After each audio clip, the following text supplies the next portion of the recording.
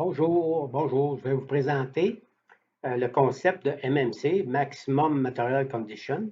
C'est le petit m qu'on met ici dans la case de tolérance géométrique. Alors, on a une tolérance de positionnement de 50 millièmes diamètre et pour le trou, c'est une tolérance de plus ou moins 20 millièmes avec un diamètre nominal de 300.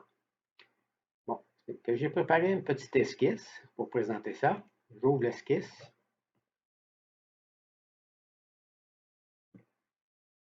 Bon, ici, j'ai mon trou qui est le plus petit. C'est la condition maximale de matière. Le trou le plus petit, c'est là où j'ai le plus de matière. Le trou le plus grand, c'est 0,20. C'est là où j'ai le moins de matière. On va appeler ça le LMC, le Lower euh, Material Condition.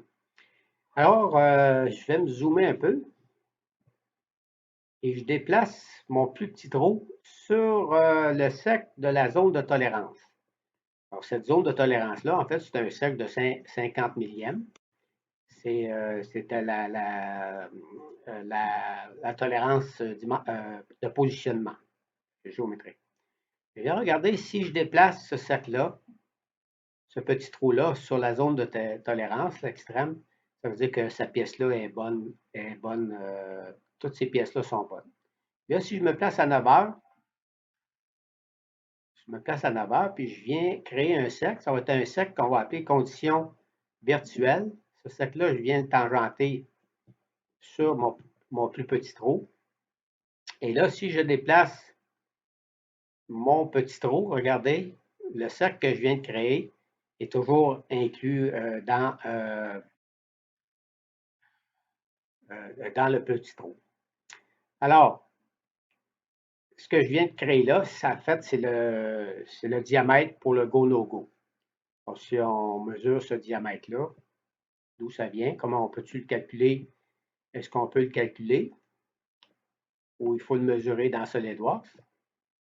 Alors, sa valeur, on vient ici, on va mesurer ça ici comme ça, on arrive à 230. Alors, en fait, c'est quoi sa valeur? C'est le diamètre le plus petit trou, moins la tolérance géométrique. Alors, c'est mon cercle virtuel,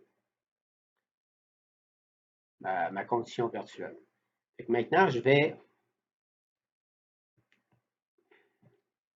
enlever les contraintes ici. OK? Et je vais déplacer le cercle de mon petit trou. Maintenant, je vais prendre le cercle de mon grand trou. Je vais venir le mettre sur la limite de la zone de tolérance, comme tout à l'heure.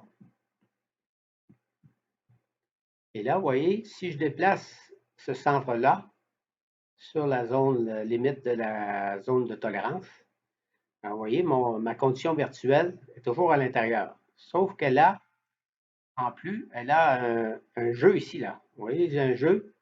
Donc, ce jeu-là, c'est un bonus. Ce bonus-là, c'est quoi? C'est qu'on peut donner un bonus à la tolérance de positionnement. On peut avoir un plus gros défaut sur la pièce. Alors, comment est-ce qu'on détermine ça? En fait, c'est on ajoute, mettons, le cercle ici, je vais rajouter un cercle pour la zone de tolérance avec le bonus. Alors, ce cercle-là, on peut le calculer. On n'a pas besoin de SolidWorks. On le calcule. En fait, c'est les deux tolérances. On ajoute les deux tolérances. Petit, ça, là. Et qu'on ajoute, il manque un bout là, sur l'image. On ajoute ces 0,05 plus 0,04 qui nous donne 0,90. Oh, je ne suis pas à bonne place. Ça n'a pas marché. Ah oui, c'est ça, il est ici. 0,90. Là, regardez, si je viens placer mon grand trou sur cette nouvelle zone de tolérance et que je déplace ce centre-là sur la zone de tolérance, regardez, la condition virtuelle est toujours respectée. Donc, toutes ces pièces-là sont bonnes. Si vous n'utilisez pas les conditions virtuelles, le concept de maximum de matière, ça va vouloir dire que ces pièces-là ne sont pas bonnes. Juste les pièces-là qui seraient bonnes. Mais si on utilise ce concept-là, on accepte plus de pièces. Donc, bien entendu, il faut mesurer la pièce avant et puis déterminer c'est quoi son diamètre. Et avec ça, on peut accepter plus de pièces. La prochaine vidéo, l'autre vidéo va vous présenter comment interpréter ça. Je vous remercie.